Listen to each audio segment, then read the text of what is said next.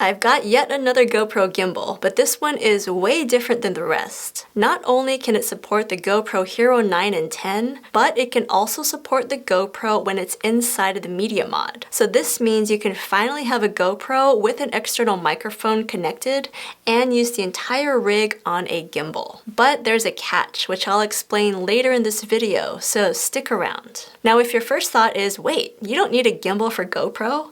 Hypersmooth makes the footage so smooth that a gimbal isn't even necessary. Well, you're right, but there are still certain scenarios when a gimbal can come in handy, like when you're shooting in low light or in cinematic settings.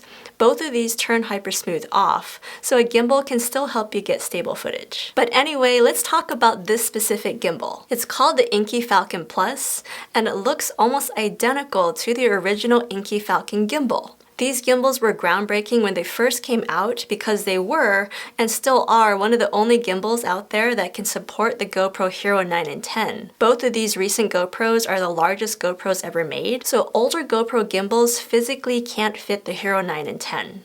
But the Inkee Falcon always could. So if you've seen my older video about the original Inkee Falcon gimbal, a lot of those features are the same. It has a 200-gram load capacity, so it can support other action cameras such as the DJI Osmo Action and the Insta360 ONE RS and older GoPro models. It also has 4 gimbal shooting modes, a rechargeable battery, and you can wirelessly connect your GoPro to the gimbal to control the shooting modes via the gimbal handle. So the main difference between the Inkee Falcon Plus and the original Inkee Falcon is the ability to finally use the GoPro with the media mod. If you take a closer look at the original Inkee Falcon, notice that the media mod is too large and it really can't fit into that mount. And when you first unbox the Inkee Falcon Plus, this is actually true too. So this is that catch I was talking about. So you have to dig into the little bag of accessories that's included and find this little Allen key and adjust the little screw on the bottom of the gimbal to make room for the media mod to fit.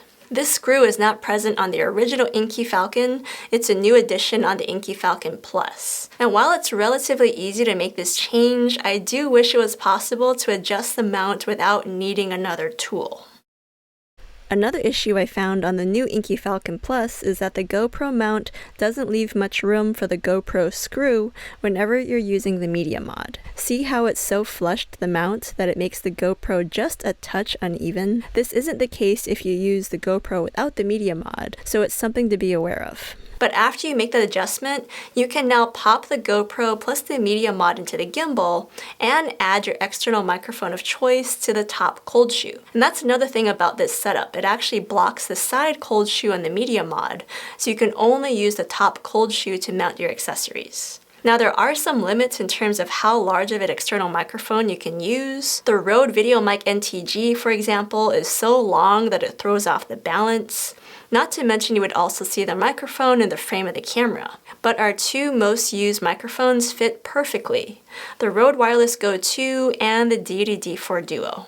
The Inkee Falcon Plus is available for $129 US, which is just $10 more than the original Inkee Falcon. So if you're gonna buy a GoPro gimbal and you don't already own one, definitely get the Plus version. But what if you own the original Inkee Falcon and you wanna know if it's worth the upgrade? Well, if you shoot a lot of sound with your GoPro like we do, then it's absolutely worth the upgrade. But if not, then stick with the original Inkee Falcon because it's still a really great GoPro gimbal on its own. But now I'd love to hear from you guys in the comments below. Let me know what you think. This gimbal has been out for a little while, so it's not exactly new, but maybe it's new to some of you guys. But yeah, let me know your thoughts about GoPro gimbals, and we'll see you in the next video.